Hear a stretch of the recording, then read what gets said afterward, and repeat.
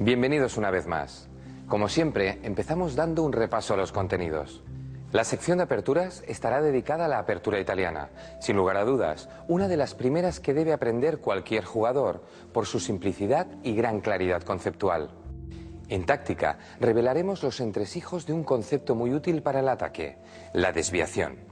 En estrategia, abordaremos la importancia de aprovechar las columnas abiertas mediante la entrada de las torres en la séptima y octava líneas. La fase final del juego estará dedicada al enfrentamiento entre un rey y dos peones con el rey adversario. Y en la lección del gran maestro, Miguel Illescas nos ayudará a esclarecer algunos de los conceptos manejados en las maniobras de desviación. ¿Preparados?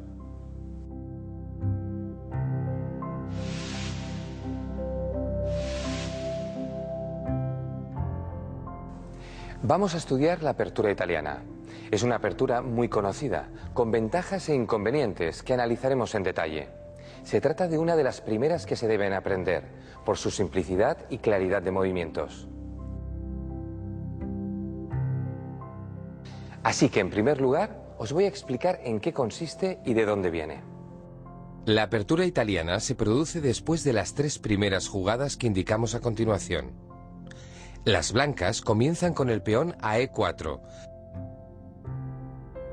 a lo que responden las negras con peón a E5. Tras esta apertura abierta, las jugadas más habituales son que el caballo blanco amenace el peón negro saltando a F3 o que el caballo negro lo defienda desde C6. A continuación, las blancas mueven el alfil a C4 y con esto dejan planteada la apertura italiana. Estamos ante una de las aperturas más antiguas de la historia del ajedrez, pues ya se menciona en algunas obras del siglo XV. ¿Pero qué tiene de especial? Como podéis ver, el alfil en esa posición ataca al punto F7. Además, se coloca en una diagonal desde donde controla importantes casillas centrales, como D5 o E6. Observad que alfil y peón controlan las casillas blancas y el caballo las negras. Aparte de eso, la temprana salida del alfil prepara un enroque cómodo. Por lo tanto, es una apertura que, en general, cumple con todas las reglas básicas a tener en cuenta en esta primera fase del juego. Veamos qué pueden responder las negras ante una apertura italiana.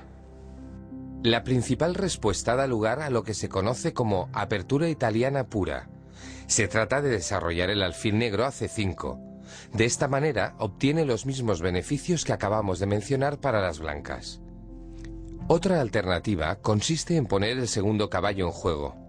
Esto puede llevar a una partida lenta, en la que las blancas juegan peón a D3 y las negras responden con alfil a E7. Las blancas también pueden responder con una jugada más agresiva, haciendo saltar el caballo a G5. Este es el principal peligro de la defensa de los dos caballos. El blanco puede hacer algo inusual, como mover dos veces la misma pieza, pero el resultado es una amenaza aún más fuerte sobre F7. Para evitar ese riesgo, las negras pueden plantear la defensa húngara, alfil a E7, con la idea de sacar luego el caballo. Suele llevar a un juego lento, similar al que suele seguir a la apertura italiana pura.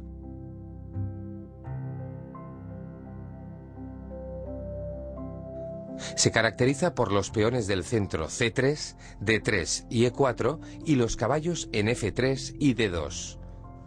Quizá pensaréis que, en esta situación, el alfil en C1 está obstruido, pero no es del todo cierto. Con un solo movimiento de caballo, su diagonal quedará libre.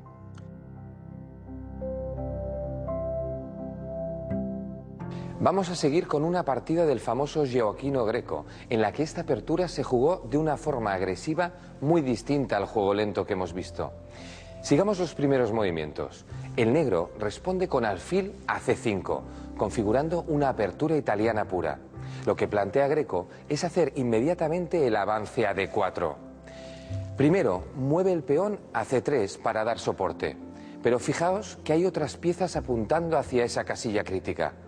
Por otro lado, las negras también tienen dos piezas y un peón controlando D4. En esa situación, la tensión es máxima. Lo mejor que podían hacer las negras era contraatacar con caballo a F6. De este modo amenazaban el punto débil de Greco, el peón N4. Greco podía haber movido peón a D3, defender y continuar con un juego lento. Sin embargo, se lanzó al ataque con peón a D4. El negro cambió peones y dio jaque para no perder tiempo. En una situación como esta, las blancas moverían alfil a D2 y se produciría un cambio. Después de algunos movimientos naturales, se alcanzaría una posición bastante equilibrada, pero rica en juego. Sin embargo, en la época de Greco, el juego era mucho más agresivo. Las blancas no se entretuvieron en defender su peón, sino que lo sacrificaron saltando con el caballo a C3. Su rival capturó el peón y Greco enrocó para reforzar el ataque. Estos sacrificios de peones se conocen como gambitos y actualmente son difíciles de ver en partidas de alto nivel. Todo el mundo conoce los gambitos y sabe cómo defenderse de ellos. La mejor jugada es capturar el caballo con el alfil en C3 y responder a la captura de alfil negro, avanzando con el peón a D5. En la siguiente jugada, las negras hacen enroque corto y ya no tienen nada que temer. De hecho, en este caso quedan con un peón de ventaja y buenas opciones para aumentar la superioridad. En el caso de la partida de Greco, las negras tomaron el caballo blanco en C3 con su caballo.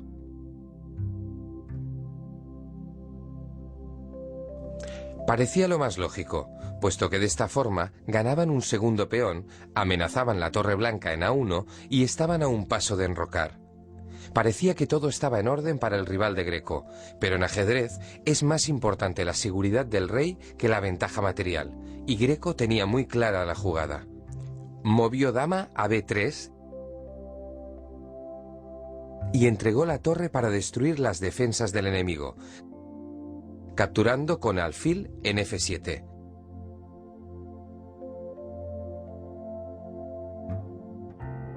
De este modo, consiguió el objetivo principal de la apertura italiana, la casilla F7 en 11 jugadas. Las negras movieron el rey a F8 para resguardarse, pero fueron sometidas a un ataque implacable con alfil a G5, amenazando la dama. Como el alfil blanco estaba protegido por el caballo en F3, la única posibilidad para cubrir la dama negra era caballo a E7.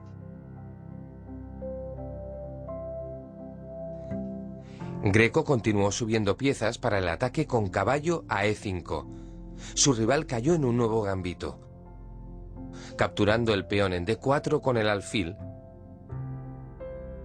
Y por fin, Greco amenazó jaque mate en una jugada. Para evitarlo, las negras interpusieron un peón entre la dama y su objetivo. Pero la dama blanca encontró otro camino en F3 para llegar al rey enemigo. El rival, sin nada mejor que hacer, tapó con el alfil en F5. Las blancas siguieron capturando y recuperaron una pieza. Ya sin muchas posibilidades, las negras capturaron el caballo y Greco siguió buscando el jaque mate con alfil a E6. El enemigo intentó parar el jaque, pero lo único que consiguió fue que Greco se adueñase de una pieza más. Si las negras hubieran seguido tomando el alfil en F6, hubieran recibido jaque mate en 2 jugadas. En lugar de eso, trataron de escapar moviendo el rey a E8. Greco capturó el peón con el alfil y el mate con dama a F7 ya era prácticamente imparable. Las negras alargaron su agonía con dama a D6 para dar una salida al rey, pero después del jaque,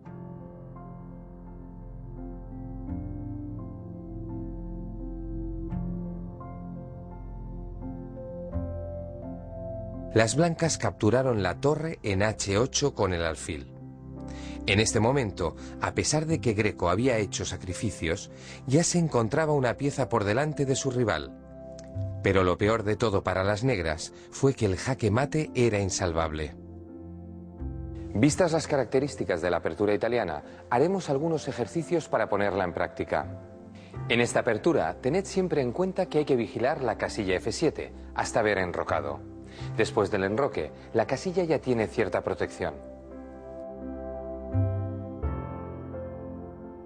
Veamos algunas posiciones típicas que se pueden dar cuando las negras intentan evitar el juego agresivo en una apertura italiana. Os advierto que ninguna de ellas es muy recomendable. Esta posición que tenéis en pantalla es una posibilidad de juego de las negras. Juegan blancas. ¿Qué haríais vosotros? Podéis emplear de 2 a 10 minutos para pensar la respuesta.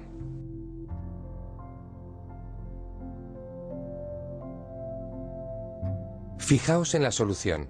Lo mejor que podemos hacer es aprovechar el imprudente juego del negro para clavar su caballo en E5 con dama a E2. Entonces, nuestro rival tendrá que defender su pieza clavada con peón a D6, lo que nos ofrece la ocasión de capturar el peón de D4 y amenazar dos piezas a la vez. Aunque las negras retrasen los acontecimientos haciendo jaque con alfil a B4, podemos tapar el jaque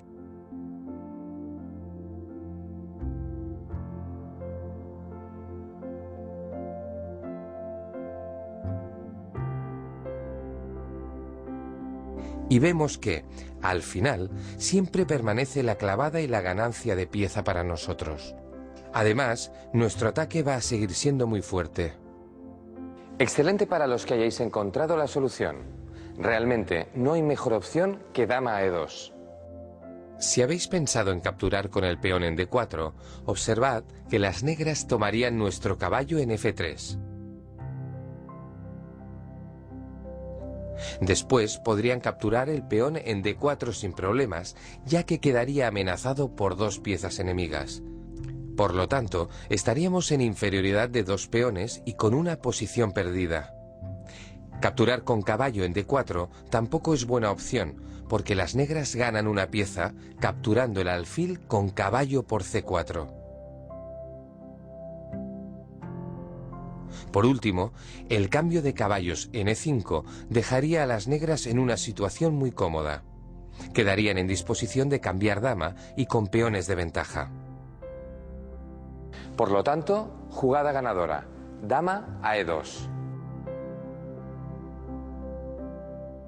Vamos con otro ejercicio. De nuevo, tenéis de 2 a 10 minutos para valorar esta posición.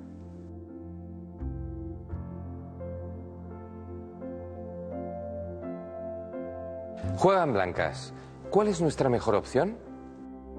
Algunos habréis visto enseguida que las blancas disponen de una ventaja de desarrollo muy grande a cambio de tener un peón de menos, y que cualquier jugada es buena. Por ejemplo, se os puede haber ocurrido mover la torre a E1. Digamos que esa opción sería de aprobado. La mejor jugada, realmente, es caballo H4. Con este movimiento ganamos la dama. Fijaos en que no tiene escapatoria posible por haber salido demasiado pronto. Así que sobresaliente a los que hayáis dado con la solución.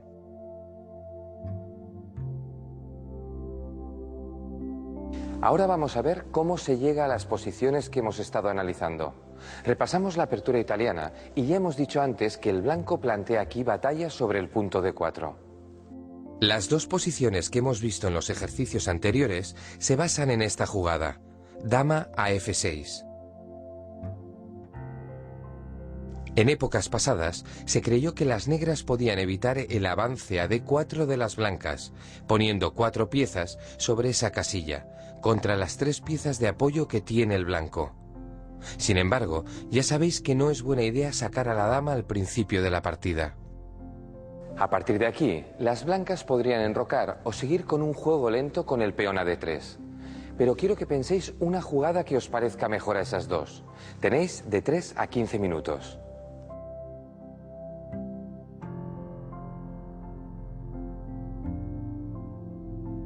La jugada más interesante es mover el peón de D2 a D4 y ofrecerlo en sacrificio. Veamos por qué. El negro está obligado a capturar, pues ha puesto la dama en F6 precisamente para eso. Después de que movamos el peón a E5, nuestro rival empieza a tener problemas. Ya hemos visto en el primer ejercicio que capturando con caballo en E5, las negras pierden por dama a E2.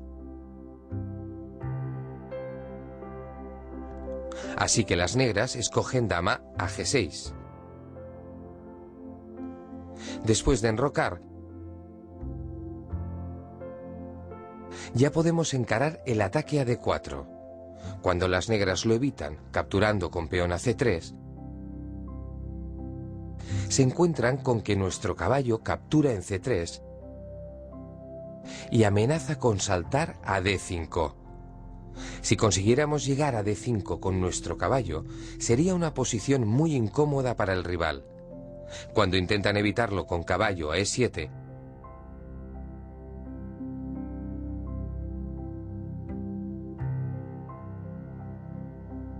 las negras pierden la dama como ha ocurrido en el ejercicio 2.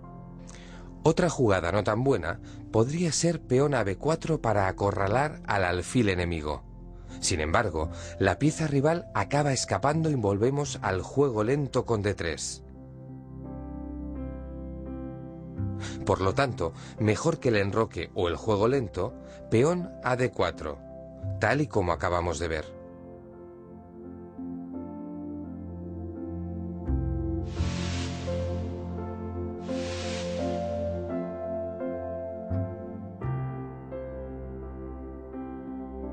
Vamos a analizar ahora un concepto táctico muy importante, que supone un arma muy poderosa para el ataque: la desviación. Como su nombre indica, consiste en desviar una pieza de la acción defensiva que ejerce sobre otra pieza o sobre una casilla. Se puede efectuar mediante una amenaza o a través de un sacrificio. La desviación sirve para acceder a un punto que estaba defendido y que tras la jugada deja de estarlo. En función del objetivo que pretendemos conseguir, nos dispondremos a hacer un sacrificio mayor o menor. Sigamos profundizando en este concepto con algunos ejemplos. Lo más frecuente es que la desviación se presente en forma de sacrificio. A veces el que se inmola es un peón, pero también puede que sea un caballo, un alfil e incluso una torre o una dama. Todo depende del objetivo que se persiga. Observad este primer ejemplo para entenderlo mejor. La dama blanca está defendiendo el jaque mate. La dama y la torre negras están en batería vertical, amenazando el peón blanco de B2. La captura de este peón, como podéis ver, conduciría a la victoria de las negras. Este tipo de situaciones siempre favorecen al bando atacante, en este caso, las negras. Fijaos que la dama blanca es esclava de la defensa de B2 y casi no puede moverse. De ahí surge la posibilidad de la desviación. Cuando una pieza defiende un objetivo tan valioso, puede darse el caso de que el enemigo quiera apartarla de su cometido a cualquier precio. En este caso, las negras tienen una opción fácil: atacar a la dama con alfil a G5. Además, de esta forma, las negras clavan a la dama, amenazando al rey blanco por rayos X. La dama ya no puede moverse ni a C2 ni a E2, desde donde podría haber seguido defendiendo el peón de B2. Está claro, pues, que si las blancas capturan el alfil con la dama, reciben jaque mate. Lo único que pueden hacer es mover el peón de F2 a F4 e interponerse entre el alfil y la dama. Pero la solución no es eficaz. El alfil captura al peón en F4, la dama se ve obligada a responder y las blancas reciben jaque mate.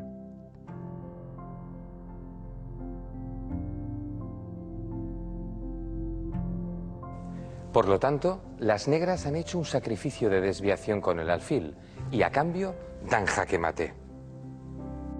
Veamos otro ejemplo muy habitual. El caballo en F6 defiende el mate en H7. Se trata de un punto muy vulnerable cuando el rey ya está enrocado. En este caso, las negras han jugado erróneamente el avance del peón a H6, porque el caballo en G5, en combinación con la dama en C2, amenazaban jaque mate en H7. El caballo negro en F6 defiende esa casilla crítica, pero si su acción pudiera ser desviada, la defensa se desbarataría y las blancas darían jaque mate. La combinación está muy clara. Las blancas saltan con el caballo de C3 a D5. Este movimiento amenaza tanto al caballo en F6 como a la dama negra en E7. Evidentemente, el caballo de las negras se está sacrificando, pero si las blancas lo capturan con su caballo, recibirán jaque mate. Por otro lado, aunque las negras rechacen el sacrificio de caballo blanco para no desviar la acción de su caballo en F6, no tienen nada que hacer. Mueven la dama a D6. Y las blancas están en condiciones de capturar el caballo negro en F6 dando jaque. Las negras eliminan esa amenaza, capturando con la dama. Pero entonces, el jaque mate con su homóloga blanca es imparable.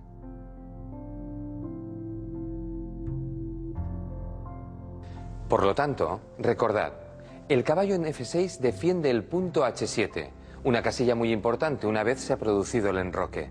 Tened en cuenta que ese caballo es muy sensible a la desviación. Otro ejemplo de desviación. En este caso, se trata de una partida del gran campeón ruso Anatoly Karpov que tuvo lugar en 1976. Karpov quería dar jaque mate con la dama en G3, apoyada por el peón de H4. El problema era que el peón blanco en F2 defendía la acción sobre G3. De ahí surgió la idea de utilizar la desviación. Karpov movió la torre a E3 y dio jaque. Las blancas, para eliminar la amenaza, capturaron esa torre con el peón y sin querer dejaron vía libre para que Karpov moviera la dama a G3 e hiciera jaque mate. En una situación así, las blancas tenían muy poco que hacer.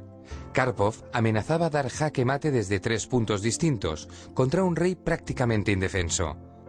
Las blancas solo podían defenderse con sus peones, pero hubiera sido jaque mate igual en 2 jugadas. Estoy seguro de que con estos ejemplos os vais familiarizando cada vez más con las jugadas de desviación. Hemos visto cómo se desvía una pieza o un peón de su acción. Ahora vamos a ver cómo usar el sacrificio de desviación para romper un bloqueo. Fijaos que la dama blanca bloquea el avance del peón en C3 a la vez que defiende al peón en A4 de la amenaza de la dama enemiga. Ese peón en C3, a su vez, corta el paso del alfil en G7. Para evitar ese bloqueo, las negras mueven su torre hasta E2 y la ofrecen en sacrificio. Cuando el blanco la captura, el peón negro avanza a C2 y libera la acción del alfil en G7 que amenaza al rey. El rey negro intenta huir del jaque moviendo a A2, pero la dama blanca captura en A4 y da jaque mate. Viajemos ahora en el tiempo en busca de otro ejemplo, hasta el año 1861. Se trata de una partida de otro campeón mundial, el austríaco Wilhelm Steinitz. Aquí vemos cómo Steinitz quería entrar con su dama a E6. Si lo conseguía, la dama combinada con la torre de F6 provocaría efectos devastadores. Sin embargo, las negras defendían bien la casilla de invasión en E6 con la dama en C8. En este caso, Steinitz utilizó la desviación para invadir. Movió la torre de D1 hasta D8 y obligó a la dama negra a capturarla.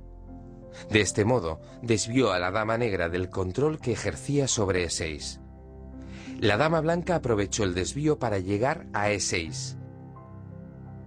A partir de ahí, Steinitz culminó el ataque con un bonito sacrificio de la torre en H6 que acabó en jaque mate. Ya que estamos tratando un tema muy importante y que se presenta con mucha frecuencia, profundizaremos un poco más en la desviación con un par de ejemplos. Veamos ahora un caso de desviación en un final de partida. En esta situación, las blancas y negras están en igualdad material. Las negras podían ganar un peón, capturando en F2. De este modo, darían jaque, lo que obligarían a las blancas a capturar con su rey. En el siguiente movimiento, capturando con rey en C5, las negras conseguirían la ventaja. Sin embargo, esa superioridad material de las negras no serviría para ganar si su rival defendiera correctamente. Las blancas podrían mover la torre a F6 y eso les serviría para poder hacer avanzar su peón hasta coronarlo. De esta forma, obtendrían un contrajuego suficiente para conseguir las tablas.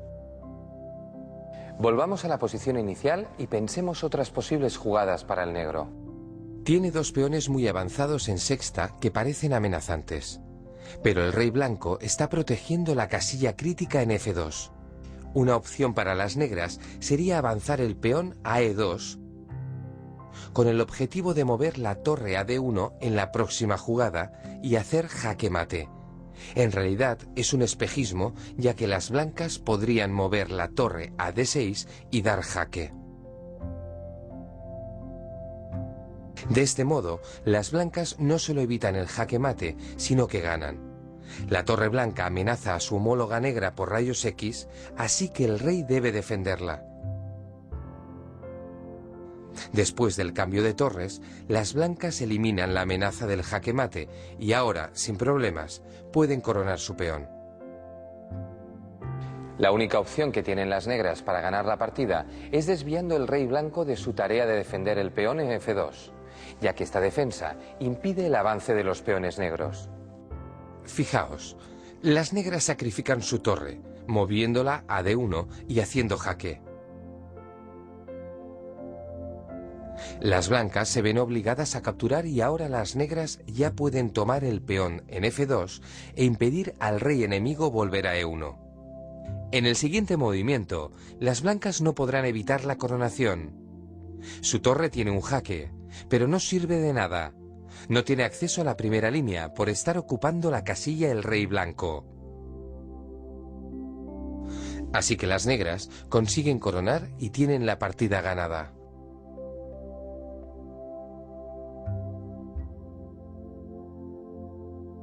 Último ejemplo. Se trata de una partida de un campeón mundial especialmente creativo, el ruso Alexander Alekhine. Estad atentos, porque es más difícil que los anteriores. En este caso, veremos cómo Alekhine hace una maniobra de desviación extremadamente sutil. Intentaremos meternos en su cabeza para entender cómo razona hasta llegar a alcanzarla.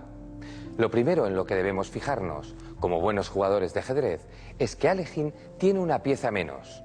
Las negras tienen el alfil en C6 de ventaja. Por otro lado, Alekhine tenía unas tremendas posibilidades de ataque, con las dos torres en una columna abierta como H, muy cerca del rey enemigo en G8. Esta opción le daba la posibilidad de dar jaque. No podía convertirse en jaque mate porque el rey negro tenía la posibilidad de escapar por F7. Alekhine podía cortarle el paso al rey rival, subiendo con el peón a G6. Sin embargo, las negras habrían respondido con la captura del peón, llevando la dama a G6. Las blancas habrían insistido con la dama en C4, haciendo jaque. Pero las negras lo habrían detenido fácilmente con peón a D5. Estaba claro que la raíz del problema estaba en la posición de la dama negra controlando G6. Alekhine podría haber intentado desviarla, llevando su propia dama hasta C4 para sacrificarla. Cuando la dama negra hubiera capturado, parece que las blancas hubieran tenido vía libre para hacer jaque mate, subiendo el peón a G6. Pero las negras podrían haber respondido con una jugada espectacular. Dama a F1, jaque.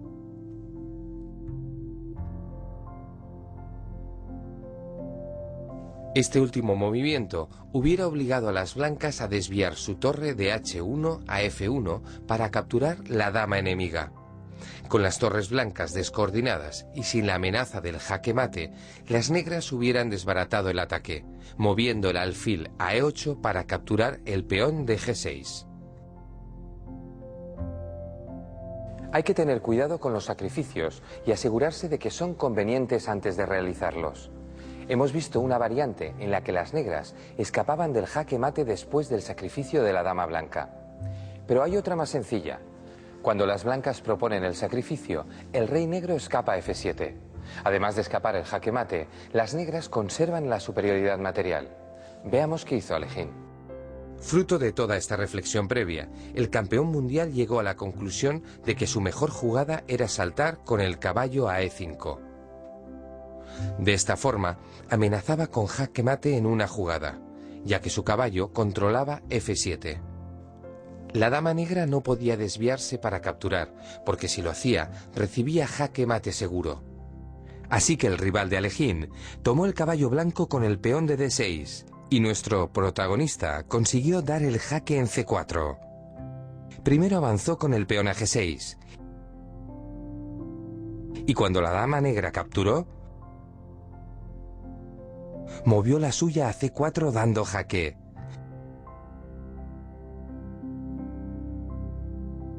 El rival trató de evitarlo interponiendo la dama, pero Alekhine consiguió el jaque mate con torre a H8.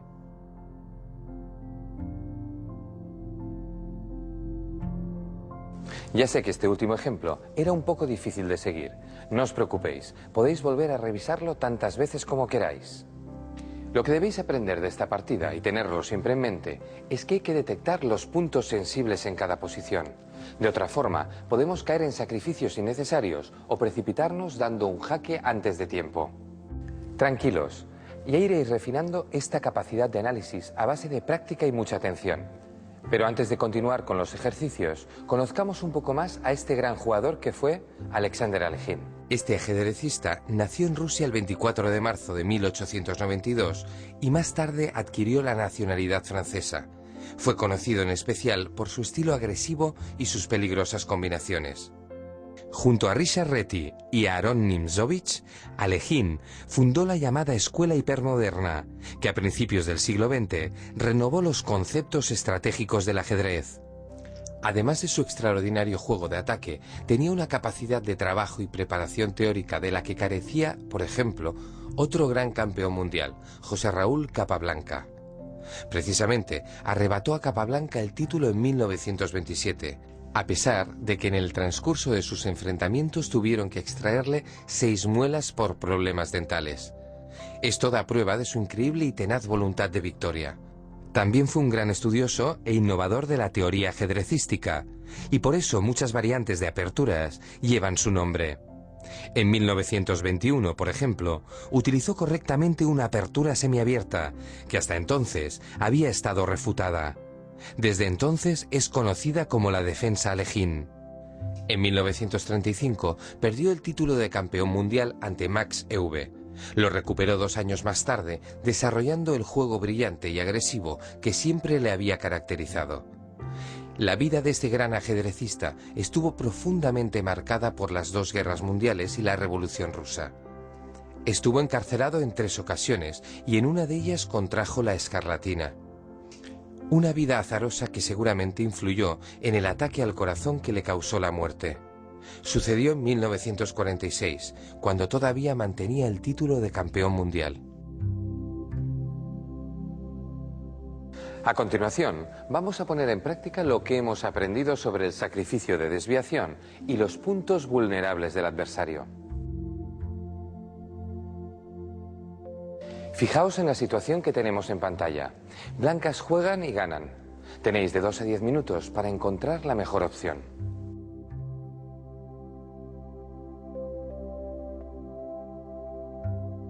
Vamos a por la solución.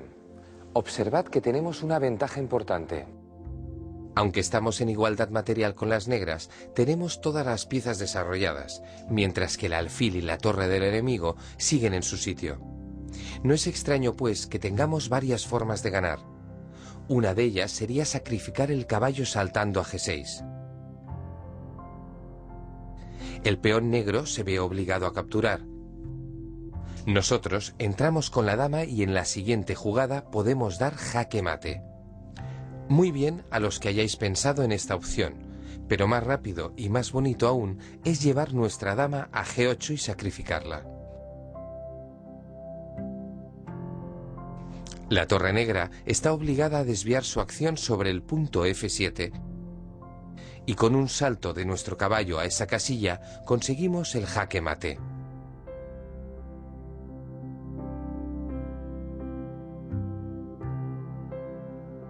Un sobresaliente para los que hayáis sabido encontrar esta segunda jugada.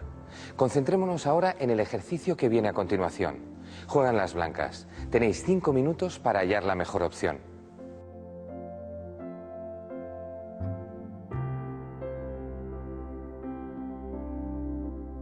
Lo primero que tenemos que hacer es analizar la situación y darnos cuenta que estamos en clara desventaja material, ya que tenemos un alfil y un peón de más, pero 2 torres de menos. Sin embargo, podemos ganar si usamos la opción de jaque en H7, aunque el peón está protegido por la acción de la dama negra.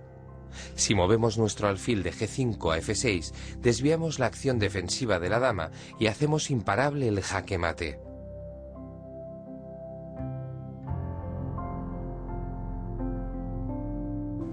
Seguimos con un nuevo ejercicio.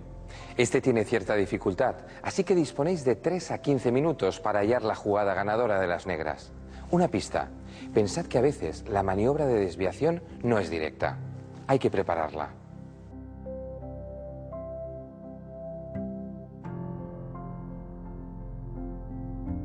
Muy bien para los que hayáis visto la jugada de torre a E2. Tenemos un peón de ventaja y con esta defensa del peón en D2 mantenemos la superioridad material y quedamos en buena situación para ganar la partida. Fantástico para los que hayáis escogido una jugada tan espectacular como torre E1. Hacemos jaque y la torre blanca tiene que capturar.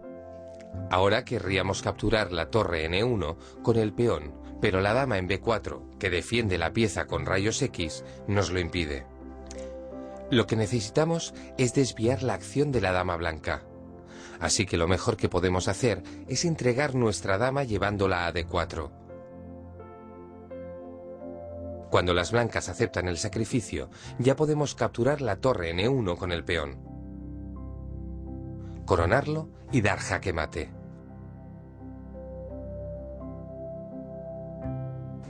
Enhorabuena a los que habéis encontrado la mejor respuesta. Ciertamente era un sacrificio extraño, pero debéis tenerlo en cuenta, ya que a veces un peón puede coronar con consecuencias decisivas.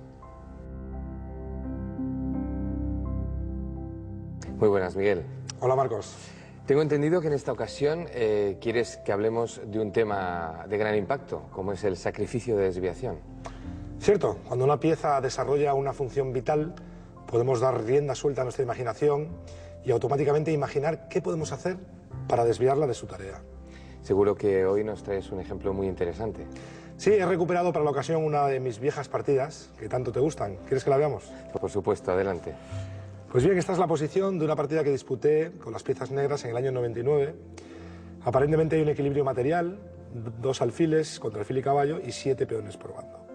Yo acababa de realizar el movimiento C4 atacando el caballo blanco y aquí mi rival obviamente se dio cuenta de que la jugada normal, caballo A1, perdía rápidamente por alfil C1 seguido de alfil B2 y el caballo está perdido en el rincón. Por eso él ideó una defensa basada en rey F3. Yo ataco su caballo, él contraataca atacando mi alfil. Ahí fue cuando me paré y reflexioné un poco y descubrí una posibilidad que creo que había pasado oculta a mi rival. Jugué alfil G1, él insistió en su estrategia, rey G2, para repetir jugadas, pero evidentemente ese no era mi plan. Capturé en B3, él hizo lo propio, tomando mi alfil, y alcanzamos la posición crítica. En este momento, las jugadas normales son las capturas. Por un lado, tomar en C2, él habría tomado, y la posición está prácticamente igualada. La otra captura habría sido alfil por A4. Quizá el negro esté algo mejor, pero lo cierto es que después de C por B3, de nuevo da la impresión que las blancas tienen todo bajo control. Bien, tras haber descartado las opciones normales, solo nos quedan o los errores o las genialidades. ¿Tú qué dices, Marcos? ¿Te atreves a probar suerte? Lo cierto es que desde que has llegado a la posición crítica he estado pensando en ello y creo que he dado con la solución. Alfil H5, ganando. Correcto, alfil H5. Un sacrificio temporal para lograr objetivos mucho más importantes. Lo vemos en el tablero. Después de ese movimiento, el alfil de las blancas se ve obligado a capturar y de ese modo pierde el control del punto C2, punto crítico.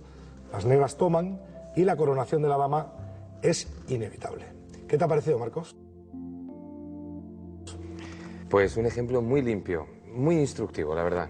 Seguro que te ha gustado más porque has sacado la jugada clave. Seguro, seguro. Muchísimas gracias, Miguel. Bueno, como siempre ha sido un placer.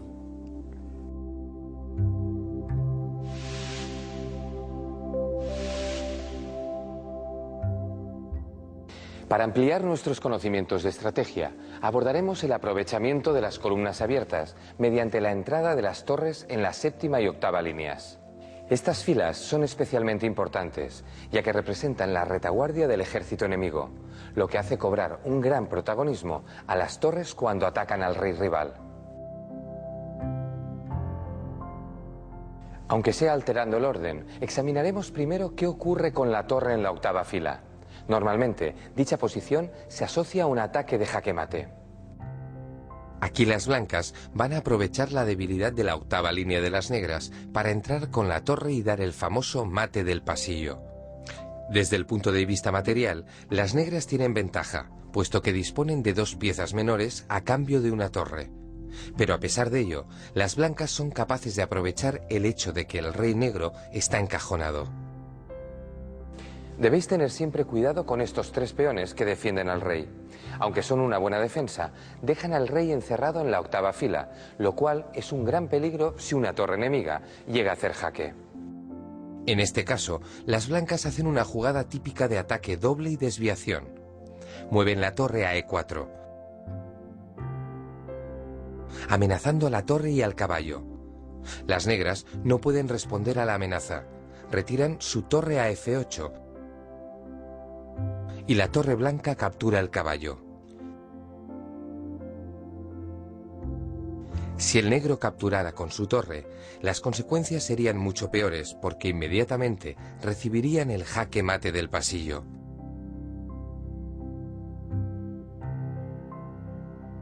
Así que recordad, cuando nuestro rey está encerrado en la octava fila, debemos prestar mucha atención al mate del pasillo.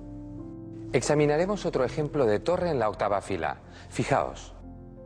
En este caso, las blancas van a aprovechar el juego de sus torres en la octava línea, moviendo una de B1 a B8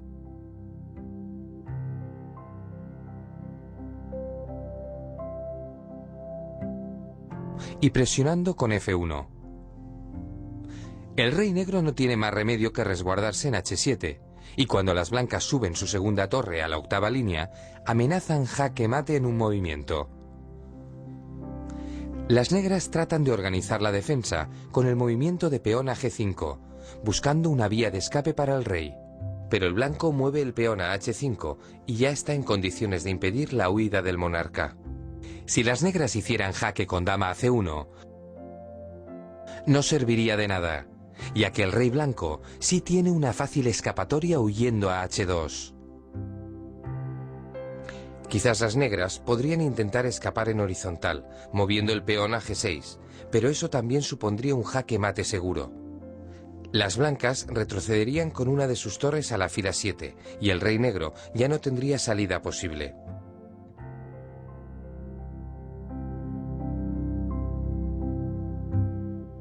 Os mostraré a continuación un ejemplo bien diferente, en el que el uso de la torre en la séptima línea tiene como objetivo ganar material.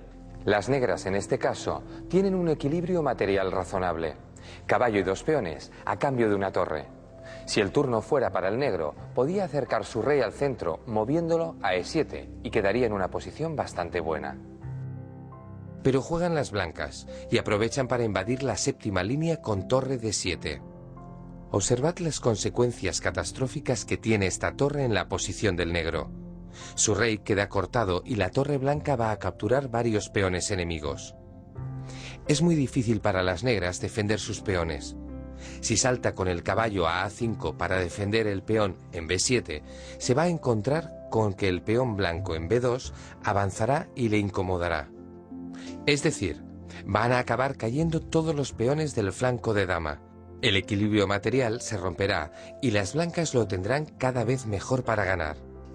Así que tened en mente la fuerza de la torre en la séptima línea.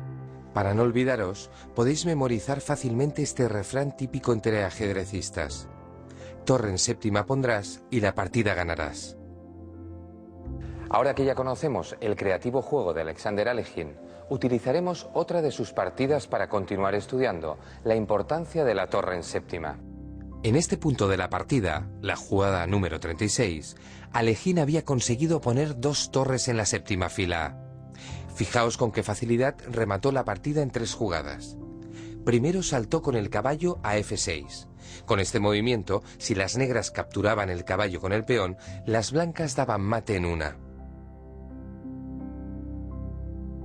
Las negras en realidad se hallaban en una posición tremendamente pasiva. Observad que no amenazaban ni un solo peón. Así que no tuvieron más remedio que mover la torre a F8 ante la amenaza del caballo. Entonces, la torre blanca capturó el peón en G7 y amenazó ya con jaque mate. Las negras se defendieron tomando el caballo en F6, con la esperanza de huir con el rey hacia el centro del tablero. Después de que Alekhine moviera el rey a E5, las negras no tuvieron más remedio que abandonar. Solo podían salvar su torre ocupando la casilla F8, ya fuera retrocediendo desde F6 o viniendo con la otra torre a defender.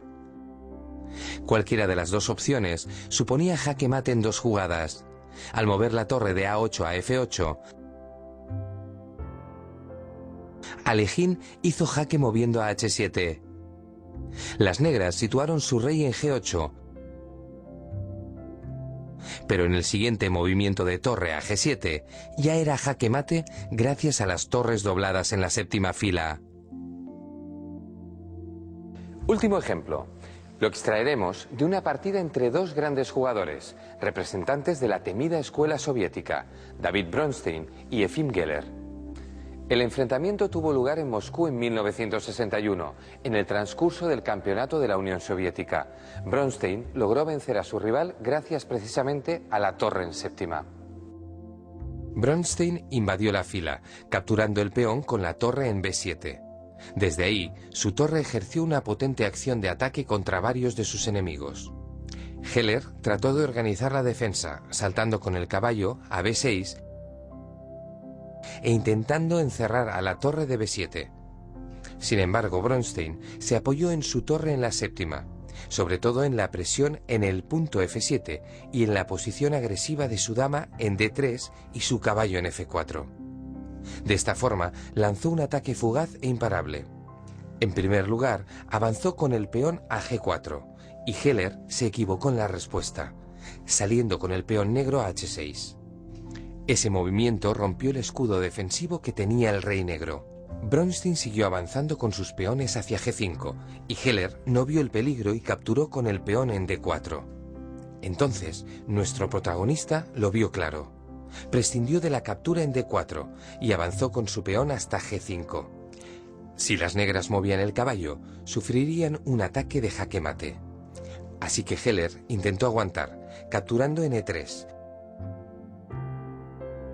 Pero la pérdida del caballo le dejó en una situación muy difícil. Insistió moviendo la torre negra a C3. Y ahí vino la jugada de Bronstein más espectacular de la partida y tal vez de todo el siglo XX. Atentos. Bronstein movió la dama a G6, amenazando mate en una jugada, en una maniobra similar al sacrificio por desviación. Geller solo podía aceptar el regalo envenenado de capturar a la dama. Entonces, el blanco movió la torre hasta G7.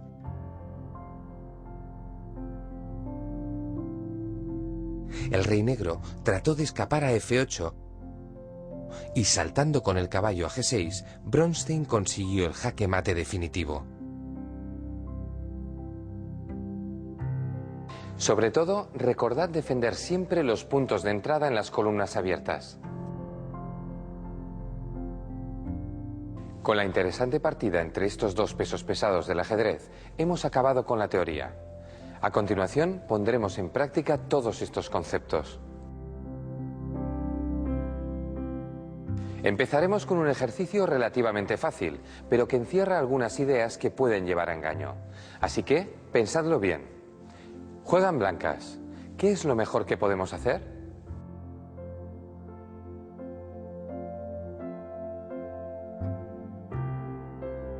Felicidades a los que os hayáis dado cuenta de que la mejor opción es atacar por la octava fila.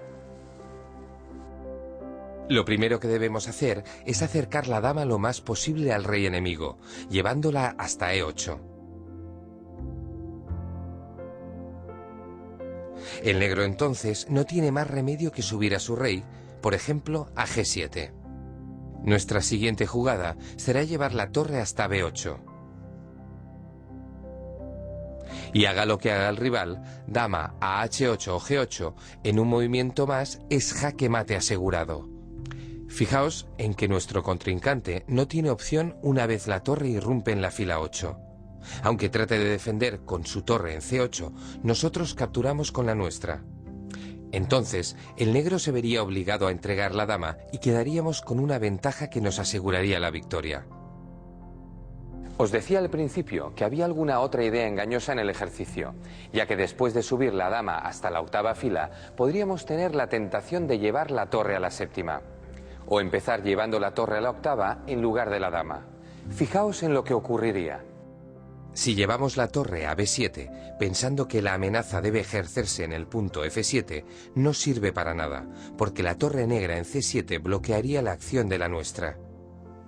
En este caso, podríamos solucionarlo moviendo de nuevo la torre blanca hasta B8, pero gastaríamos una jugada innecesariamente. Por otro lado, debemos tener cuidado con el orden de las jugadas. Si empezamos con torre a B8, damos una oportunidad al rival para que se defienda.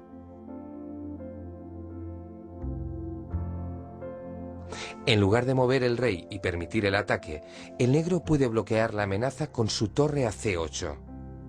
A partir de ahí, nuestra estrategia se rompe totalmente. Por lo tanto, es muy importante atacar entrando con la dama primero y luego subir la torre.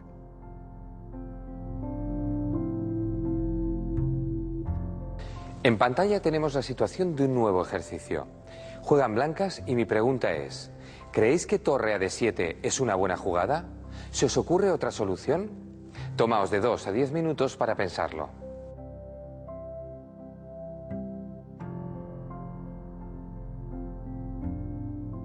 La respuesta es que sí. La jugada torre a D7 es decisiva. Por un lado, amenazamos el peón en B7, pero sobre todo, ponemos en duda la seguridad del rey negro. Si las negras mueven este peón con B5, ganaremos fácilmente como ahora vamos a ver. Subimos la dama a C3, amenazando con ir a G7 y hacer mate. Nuestro rival no tiene más remedio que proteger G7 con su dama en F8.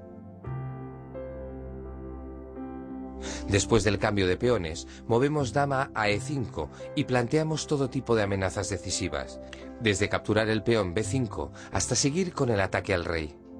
Si el negro opta por defender su peón moviendo a B4, las consecuencias para nuestro rival empiezan a ser graves. Damos jaque con dama a D5.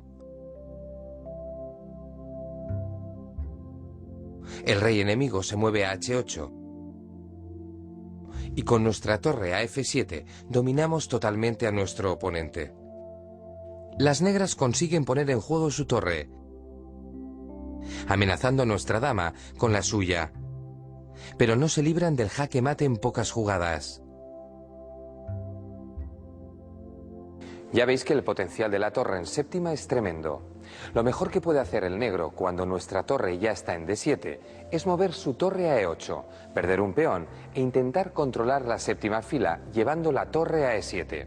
El problema es que de ese modo debilita la octava fila y podemos dar jaque. A partir de ahí, y con un peón de más, alternaríamos distintas amenazas. La ventaja material iría aumentando y seguiríamos atacando al rey. Veamos qué pasa si en lugar de subir la torre a séptima, decidimos empezar dominando la diagonal con dama a C3. De este modo, daríamos la oportunidad a las negras de defenderse con dama a e7. De pronto, la dama negra controlaría la casilla crítica d7 y sería bastante más difícil ganar la partida.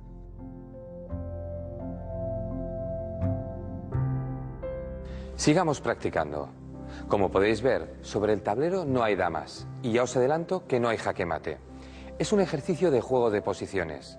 En concreto, lo que veremos a continuación es un procedimiento típico de ataque sobre la columna abierta. Juegan blancas y tenéis que pensar qué jugada haríais. Tenéis entre 2 y 10 minutos para reflexionar.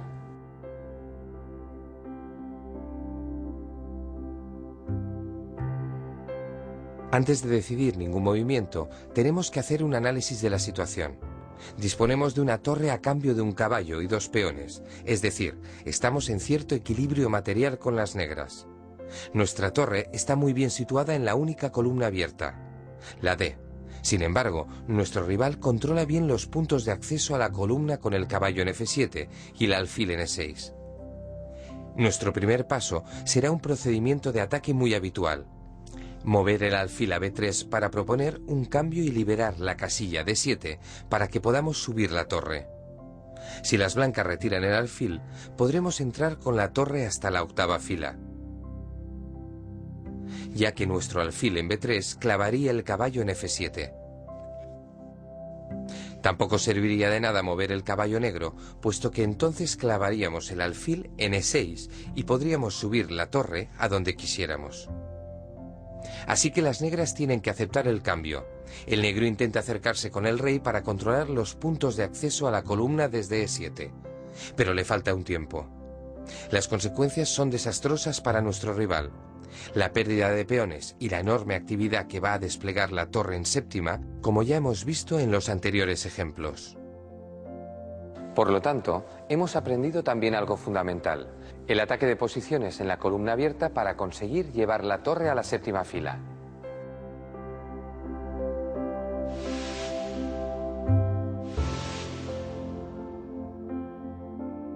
Nos adentraremos ahora en el interesante juego de finales. No solo hay que saber jugar, también hay que saber rematar las partidas. En esta ocasión, estudiaremos el final de rey y 2 peones contra rey.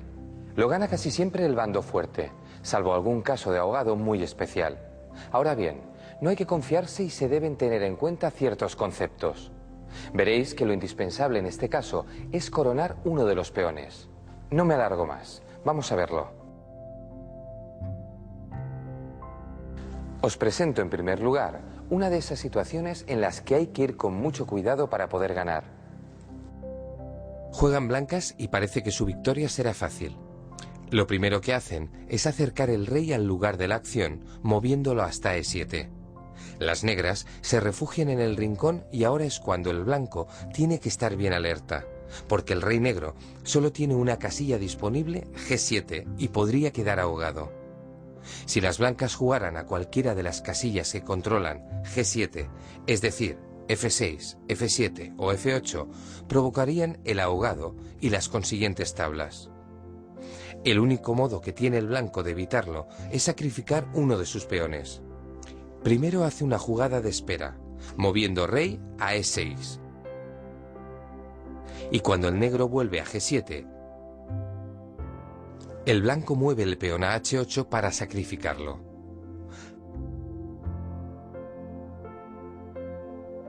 Ahora, el rey blanco toma la oposición en diagonal desde F6. Su rival trata de ocupar la casilla de coronación, pero en la siguiente jugada tiene que abandonarla y el blanco corona el peón en G8. A partir de ahí, el jaque mate es relativamente fácil.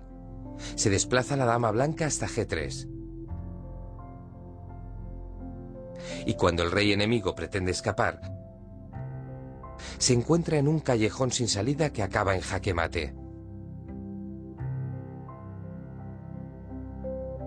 Por lo tanto, recordad que cuando tenemos 2 peones en un final de estas características, a veces es necesario sacrificar uno para coronar el otro. Vamos con otro ejemplo. Ya veis que aquí tenemos una situación bastante distinta. Los peones no están ligados, sino separados. En realidad, cuantas más columnas de separación haya entre peones, más fácil es la victoria. Ya sabéis que el rey es una pieza de corto alcance, así que le es imposible atender dos frentes a la vez. Aquí se trata de que al capturar uno de los dos peones, el otro quede fuera del alcance del rey. Las blancas tienen que ir con cuidado porque las negras amenazan con capturar el peón F5 en 3 movimientos y luego seguir a por el otro peón. Incluso, el negro podría lograr las tablas, capturando el peón de F5 y retirándose al rincón. Lo primero que tienen que hacer las blancas es calcular si su rey llega a tiempo de defender el peón. Son 4 jugadas para el rey blanco, mientras que el negro captura en 3, así que no llega a tiempo. La solución es avanzar con el otro peón. Así, cuando el rey negro captura en F5, queda fuera del cuadrado del peón blanco, que avanza con seguridad hacia la coronación. En el tercer ejemplo, los peones no están ni ligados ni separados, sino doblados. Veremos que en este caso, las blancas ganan gracias al tiempo extra que le da el peón de E4. Las blancas empiezan jugando igual que si tuvieran un solo peón, y el rey negro juega la mejor defensa, coger la oposición. Aquí, normalmente después del jaque, las blancas estarían obligadas a ahogar el rey enemigo, moviendo el blanco a E6. Sin embargo, como tienen un segundo peón, pueden utilizarlo para gastar un tiempo. Entonces, el rey negro se ve obligado a abandonar E8 y a dejar paso para que el peón blanco corone. Recordad que en los finales de reyes es fundamental disponer de algún tiempo extra para perderlo cuando nos convenga. Otro caso que aparentemente se parece al anterior, pero que, como comprobaréis, acaba con un resultado muy distinto. La partida concluirá en tablas, porque el tiempo extra que tienen las blancas ahoga al rey de las negras. El peón de atrás avanza, pero le quita la casilla de avance que tenía el rey rival en F7. Por lo tanto, para ganar necesitamos que los peones estén más atrasados. Si están tan cerca de la fila 8, la partida acaba en tablas. Bueno, con lo que hemos explicado hasta ahora, deberíais tener la base necesaria para pasar a la práctica. Recordad que en un final así, con rey y 2 peones contra rey, debemos concentrarnos en coronar un peón para ganar la partida. Con esta idea en mente, vamos a los ejercicios. Juegan blancas y ganan. Pensad en la primera jugada que escogeríais y el plan a seguir.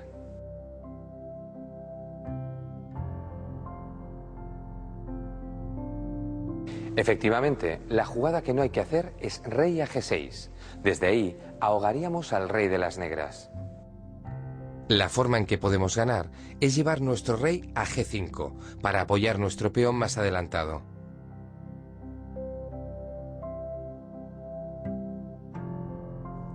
Cuando llegamos con nuestro rey a F6, el rey negro se ve obligado a abandonar la casilla de coronación.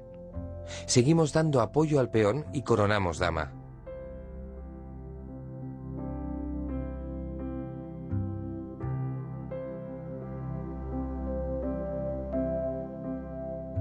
Sigamos practicando. En este ejercicio tenéis que pensar la jugada ganadora y la que nunca deberíamos hacer. Juegan blancas y disponéis de 2 a 10 minutos para pensarlo.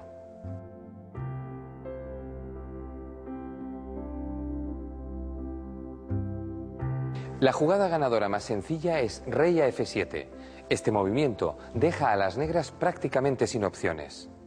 Si mueven su rey, pierden enseguida. Capturamos el peón en G6 haciendo jaque.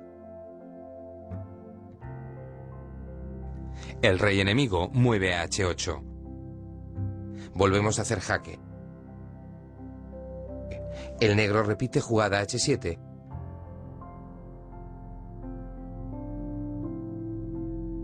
Y cuando coronamos, es jaque mate. Si las negras toman el peón después de nuestro primer movimiento con el rey, dejan camino libre para que coronemos. Lo que teníais que descubrir aquí es que si empezamos capturando el peón negro en G6, será tablas. Tenemos un peón de más, pero ya hemos visto que peones doblados tan adelantados no bastan para ganar. Felicidades de nuevo a los que hayáis dado con la solución. A ver si lográis también encontrar la respuesta al ejercicio que os planteo a continuación. Os advierto que es bastante difícil. Si dais con la respuesta correcta, os podéis sentir muy satisfechos. Juegan blancas y la cuestión es, ¿pueden ganar? ¿Y cómo? Os voy a dar un poco más de tiempo, de 3 a 15 minutos.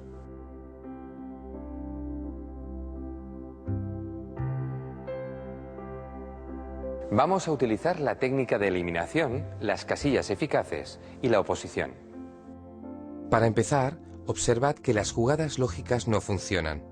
Si avanzamos el peón de G5 a G6 para acercarlo a la coronación, ahogamos al rey negro.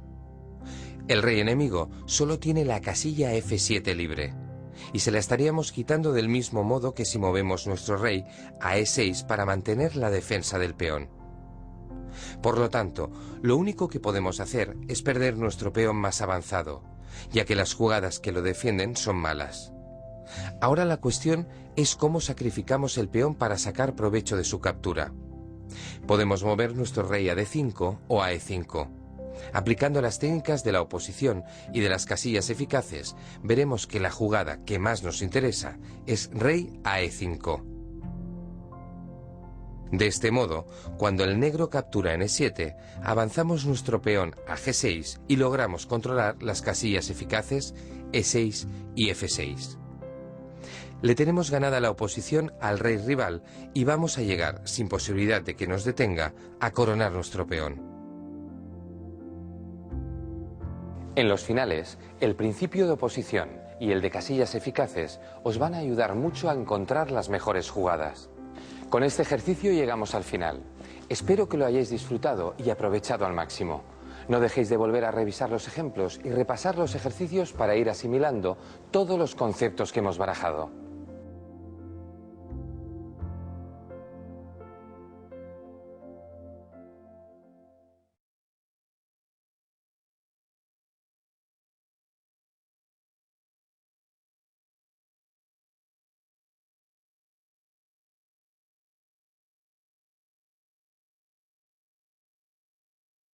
Haremos el aprovechamiento de las columnas abiertas mediante la entrada de las torres en la séptima y octava líneas. Estas filas son especialmente importantes, ya que representan la retaguardia del ejército enemigo, lo que hace cobrar un gran protagonismo a las torres cuando atacan al rey rival. Aunque sea alterando el orden, examinaremos primero qué ocurre con la torre en la octava fila. Normalmente, dicha posición se asocia a un ataque de jaque mate. Aquí las blancas van a aprovechar la debilidad de la octava línea de las negras para entrar con la torre y dar el famoso mate del pasillo. Desde el punto de vista material, las negras tienen ventaja, puesto que disponen de 2 piezas menores a cambio de una torre. Pero a pesar de ello, las blancas son capaces de aprovechar el hecho de que el rey negro está encajonado. Debéis tener siempre cuidado con estos 3 peones que defienden al rey. Aunque son una buena defensa, dejan al rey encerrado en la octava fila, lo cual es un gran peligro si una torre enemiga llega a hacer jaque. En este caso, las blancas hacen una jugada típica de ataque doble y desviación. Mueven la torre a E4, amenazando a la torre y al caballo. Las negras no pueden responder a la amenaza. Retiran su torre a F8 y la torre blanca captura el caballo. Si el negro capturara con su torre, las consecuencias serían mucho peores porque inmediatamente recibirían el jaque mate del pasillo.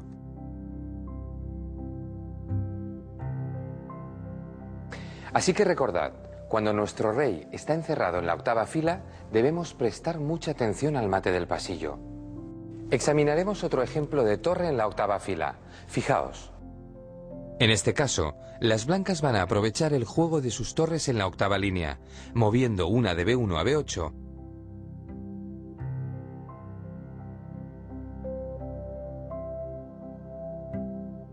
y presionando con F1.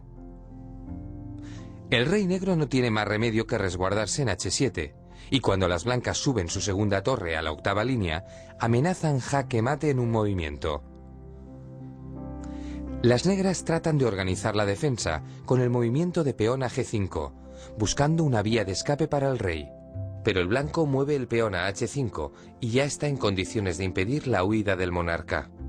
Si las negras hicieran jaque con dama a C1, no serviría de nada, ya que el rey blanco sí tiene una fácil escapatoria huyendo a H2.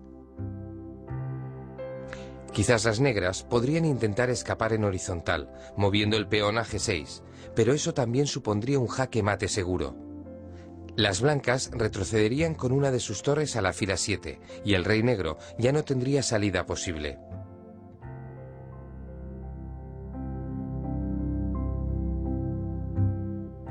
Os mostraré a continuación un ejemplo bien diferente, en el que el uso de la torre en la séptima línea tiene como objetivo ganar material.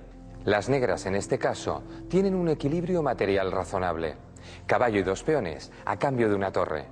Si el turno fuera para el negro, podía acercar su rey al centro moviéndolo a E7 y quedaría en una posición bastante buena. Pero juegan las blancas y aprovechan para invadir la séptima línea con torre D7. Observad las consecuencias catastróficas que tiene esta torre en la posición del negro. Su rey queda cortado y la torre blanca va a capturar varios peones enemigos. Es muy difícil para las negras defender sus peones.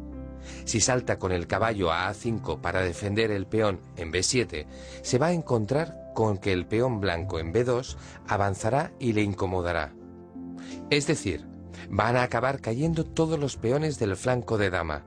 El equilibrio material se romperá y las blancas lo tendrán cada vez mejor para ganar. Así que tened en mente la fuerza de la torre en la séptima línea. Para no olvidaros, podéis memorizar fácilmente este refrán típico entre ajedrecistas. Torre en séptima pondrás y la partida ganarás. Ahora que ya conocemos el creativo juego de Alexander Alekhine, utilizaremos otra de sus partidas para continuar estudiando la importancia de la torre en séptima. En este punto de la partida, la jugada número 36, Alekhine había conseguido poner 2 torres en la séptima fila. Fijaos con qué facilidad remató la partida en 3 jugadas. Primero saltó con el caballo a F6. Con este movimiento, si las negras capturaban el caballo con el peón, las blancas daban mate en una.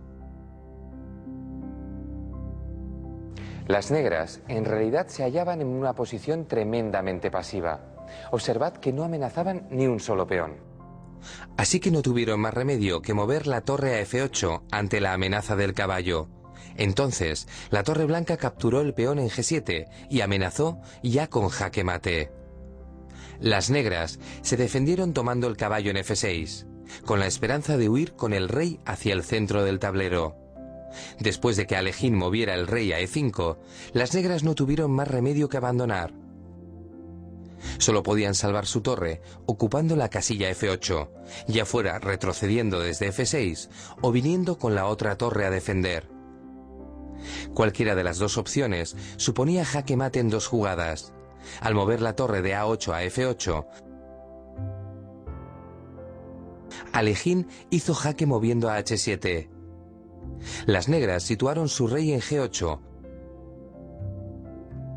pero en el siguiente movimiento de torre a G7 ya era jaque mate gracias a las torres dobladas en la séptima fila. Último ejemplo. Lo extraeremos de una partida entre 2 grandes jugadores, representantes de la temida escuela soviética, David Bronstein y Efim Geller. El enfrentamiento tuvo lugar en Moscú en 1961, en el transcurso del campeonato de la Unión Soviética. Bronstein logró vencer a su rival gracias precisamente a la torre en séptima. Bronstein invadió la fila, capturando el peón con la torre en B7. Desde ahí, su torre ejerció una potente acción de ataque contra varios de sus enemigos. Geller trató de organizar la defensa, saltando con el caballo a B6 e intentando encerrar a la torre de B7. Sin embargo, Bronstein se apoyó en su torre en la séptima, sobre todo en la presión en el punto F7 y en la posición agresiva de su dama en D3 y su caballo en F4. De esta forma, lanzó un ataque fugaz e imparable. En primer lugar, avanzó con el peón a G4, y Geller se equivocó en la respuesta, saliendo con el peón negro a H6. Ese movimiento rompió el escudo defensivo que tenía el rey negro. Bronstein siguió avanzando con sus peones hacia G5 y Heller no vio el peligro y capturó con el peón en D4. Entonces, nuestro protagonista lo vio claro. Prescindió de la captura en D4 y avanzó con su peón hasta G5. Si las negras movían el caballo, sufrirían un ataque de jaque mate. Así que Heller intentó aguantar, capturando en E3. Pero la pérdida del caballo le dejó en una situación muy difícil. Insistió moviendo la torre negra a C3, y ahí vino la jugada de Bronstein más espectacular de la partida, y tal vez de todo el siglo XX. Atentos. Bronstein movió la dama a G6, amenazando mate en una jugada, en una maniobra similar al sacrificio por desviación. Heller solo podía aceptar el regalo envenenado de capturar a la dama. Entonces, el blanco movió la torre hasta G7.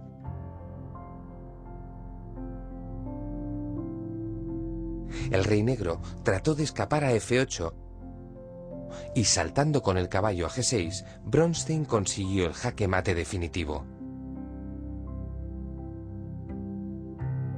Sobre todo, recordad defender siempre los puntos de entrada en las columnas abiertas. Con la interesante partida entre estos dos pesos pesados del ajedrez, hemos acabado con la teoría. A continuación, pondremos en práctica todos estos conceptos. Empezaremos con un ejercicio relativamente fácil, pero que encierra algunas ideas que pueden llevar a engaño. Así que, pensadlo bien. Juegan blancas. ¿Qué es lo mejor que podemos hacer?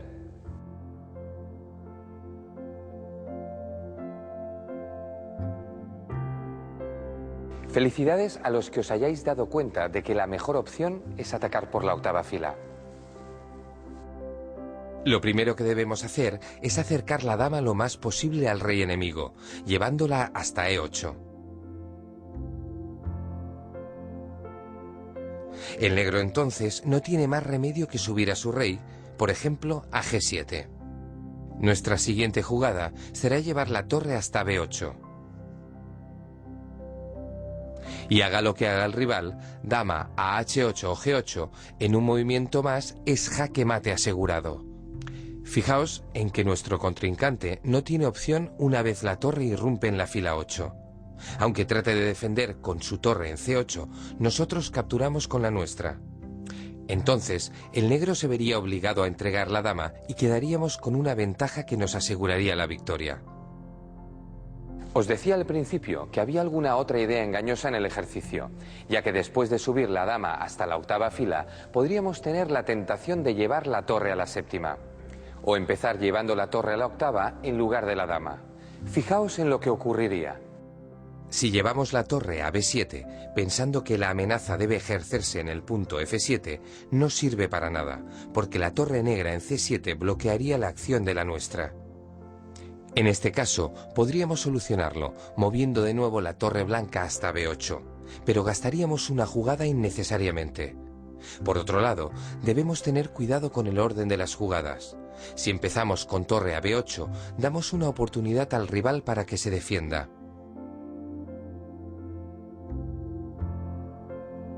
En lugar de mover el rey y permitir el ataque, el negro puede bloquear la amenaza con su torre a C8. A partir de ahí, nuestra estrategia se rompe totalmente. Por lo tanto, es muy importante atacar entrando con la dama primero y luego subir la torre.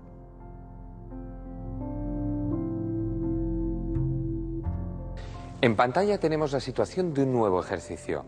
Juegan blancas y mi pregunta es, ¿creéis que torre a D7 es una buena jugada?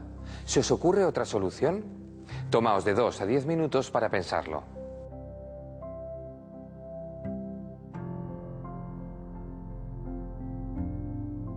La respuesta es que sí. La jugada torre a D7 es decisiva. Por un lado, amenazamos el peón en B7, pero sobre todo, ponemos en duda la seguridad del rey negro. Si las negras mueven este peón con B5, ganaremos fácilmente como ahora vamos a ver. Subimos la dama a C3, amenazando con ir a G7 y hacer mate. Nuestro rival no tiene más remedio que proteger G7 con su dama en F8. Después del cambio de peones, movemos dama a E5 y planteamos todo tipo de amenazas decisivas, desde capturar el peón B5 hasta seguir con el ataque al rey. Si el negro opta por defender su peón moviendo a B4, las consecuencias para nuestro rival empiezan a ser graves. Damos jaque con dama a D5. El rey enemigo se mueve a H8. Y con nuestra torre a F7 dominamos totalmente a nuestro oponente. Las negras consiguen poner en juego su torre, amenazando a nuestra dama con la suya, pero no se libran del jaque mate en pocas jugadas. Ya veis que el potencial de la torre en séptima es tremendo. Lo mejor que puede hacer el negro cuando nuestra torre ya está en D7 es mover su torre a E8, perder un peón e intentar controlar la séptima fila llevando la torre a E7. El problema es que de ese modo debilita la octava fila y podemos dar jaque. A partir de ahí, y con un peón de más, alternaríamos distintas amenazas. La ventaja material iría aumentando y seguiríamos atacando al rey. Veamos qué pasa si en lugar de subir la torre a séptima, decidimos empezar dominando la diagonal con dama a C3. De este modo, daríamos la oportunidad a las negras de defenderse con dama a E7. De pronto, la dama negra controlaría la casilla crítica D7 y sería bastante más difícil ganar la partida.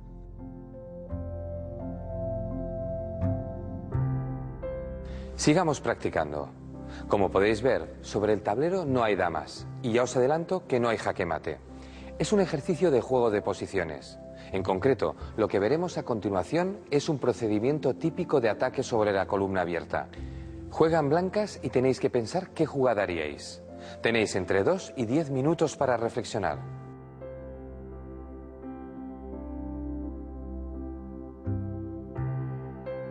Antes de decidir ningún movimiento, tenemos que hacer un análisis de la situación. Disponemos de una torre a cambio de un caballo y 2 peones, es decir, estamos en cierto equilibrio material con las negras. Nuestra torre está muy bien situada en la única columna abierta, la D. Sin embargo, nuestro rival controla bien los puntos de acceso a la columna con el caballo en F7 y el alfil en E6. Nuestro primer paso será un procedimiento de ataque muy habitual. Mover el alfil a B3 para proponer un cambio y liberar la casilla D7 para que podamos subir la torre. Si las blancas retiran el alfil, podremos entrar con la torre hasta la octava fila, ya que nuestro alfil en B3 clavaría el caballo en F7. Tampoco serviría de nada mover el caballo negro, puesto que entonces clavaríamos el alfil en E6 y podríamos subir la torre a donde quisiéramos. Así que las negras tienen que aceptar el cambio. El negro intenta acercarse con el rey para controlar los puntos de acceso a la columna desde E7, pero le falta un tiempo. Las consecuencias son desastrosas para nuestro rival. La pérdida de peones y la enorme actividad que va a desplegar la torre en séptima, como ya hemos visto en los anteriores ejemplos. Por lo tanto, hemos aprendido también algo fundamental: el ataque de posiciones en la columna abierta para conseguir llevar la torre a la séptima fila.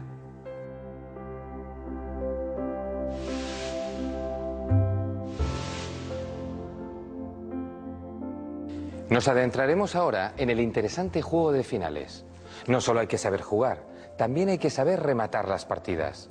En esta ocasión, estudiaremos el final de rey y 2 peones contra rey. Lo gana casi siempre el bando fuerte, salvo algún caso de ahogado muy especial. Ahora bien, no hay que confiarse y se deben tener en cuenta ciertos conceptos. Veréis que lo indispensable en este caso es coronar uno de los peones. No me alargo más, vamos a verlo. Os presento en primer lugar una de esas situaciones en las que hay que ir con mucho cuidado para poder ganar. Juegan blancas y parece que su victoria será fácil. Lo primero que hacen es acercar el rey al lugar de la acción, moviéndolo hasta E7. Las negras se refugian en el rincón y ahora es cuando el blanco tiene que estar bien alerta, porque el rey negro solo tiene una casilla disponible, G7, y podría quedar ahogado. Si las blancas jugaran a cualquiera de las casillas que controlan, G7, es decir, F6, F7 o F8 provocarían el ahogado y las consiguientes tablas. El único modo que tiene el blanco de evitarlo es sacrificar uno de sus peones. Primero hace una jugada de espera, moviendo rey a E6. Y cuando el negro vuelve a G7, el blanco mueve el peón a H8 para sacrificarlo.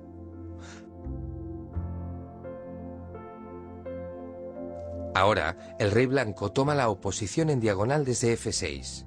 Su rival trata de ocupar la casilla de coronación, pero en la siguiente jugada tiene que abandonarla y el blanco corona el peón en G8. A partir de ahí, el jaque mate es relativamente fácil. Se desplaza la dama blanca hasta G3. Y cuando el rey enemigo pretende escapar, se encuentra en un callejón sin salida que acaba en jaque mate. Por lo tanto, recordad que cuando tenemos dos peones en un final de estas características, a veces es necesario sacrificar uno para coronar el otro. Vamos con otro ejemplo. Ya veis que aquí tenemos una situación bastante distinta. Los peones no están ligados, sino separados. En realidad, cuantas más columnas de separación haya entre peones, más fácil es la victoria. Ya sabéis que el rey es una pieza de corto alcance, así que le es imposible atender dos frentes a la vez. Aquí se trata de que al capturar uno de los dos peones, el otro quede fuera del alcance del rey. Las blancas tienen que ir con cuidado porque las negras amenazan con capturar el peón F5 en 3 movimientos y luego seguir a por el otro peón. Incluso, el negro podría lograr las tablas, capturando el peón de F5 y retirándose al rincón.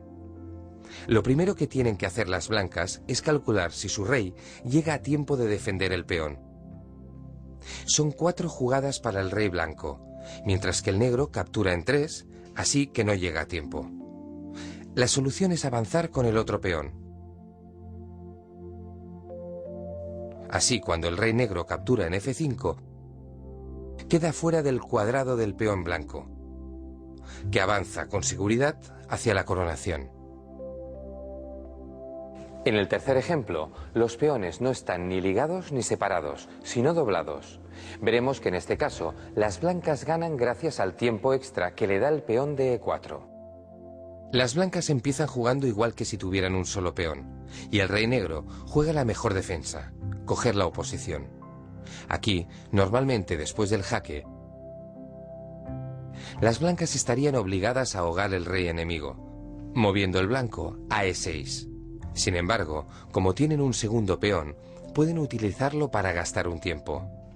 Entonces, el rey negro se ve obligado a abandonar E8 y a dejar paso para que el peón blanco corone. Recordad que en los finales de reyes es fundamental disponer de algún tiempo extra para perderlo cuando nos convenga. Otro caso que aparentemente se parece al anterior, pero que, como comprobaréis, acaba con un resultado muy distinto. La partida concluirá en tablas, porque el tiempo extra que tienen las blancas ahoga al rey de las negras. El peón de atrás avanza, pero le quita la casilla de avance que tenía el rey rival en F7. Por lo tanto, para ganar necesitamos que los peones estén más atrasados. Si están tan cerca de la fila 8, la partida acaba en tablas. Bueno, con lo que hemos explicado hasta ahora, deberíais tener la base necesaria para pasar a la práctica. Recordad que en un final así, con rey y dos peones contra rey, debemos concentrarnos en coronar un peón para ganar la partida. Con esta idea en mente, vamos a los ejercicios. Juegan blancas y ganan. Pensad en la primera jugada que escogeríais y el plan a seguir.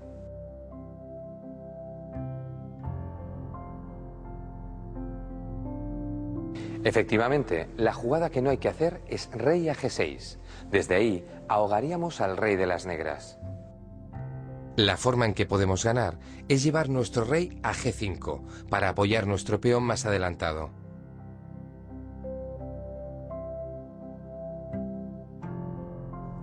Cuando llegamos con nuestro rey a F6, el rey negro se ve obligado a abandonar la casilla de coronación. Seguimos dando apoyo al peón y coronamos dama.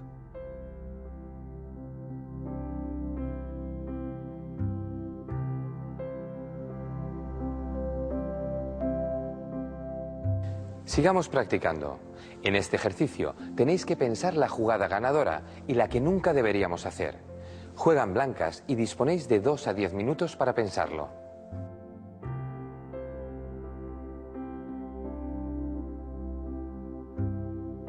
La jugada ganadora más sencilla es rey a F7. Este movimiento deja a las negras prácticamente sin opciones. Si mueven su rey, pierden enseguida. Capturamos el peón en G6 haciendo jaque. El rey enemigo mueve a H8. Volvemos a hacer jaque. El negro repite jugada H7.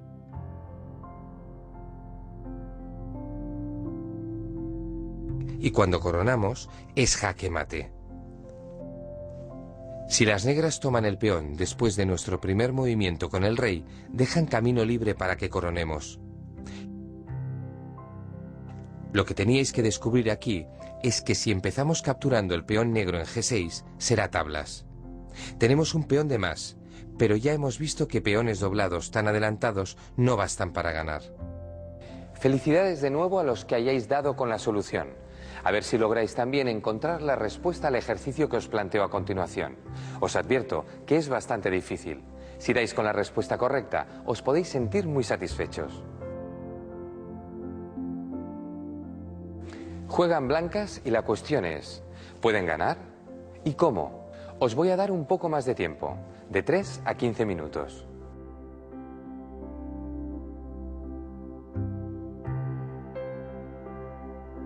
Vamos a utilizar la técnica de eliminación, las casillas eficaces y la oposición. Para empezar, observad que las jugadas lógicas no funcionan. Si avanzamos el peón de G5 a G6 para acercarlo a la coronación, ahogamos al rey negro.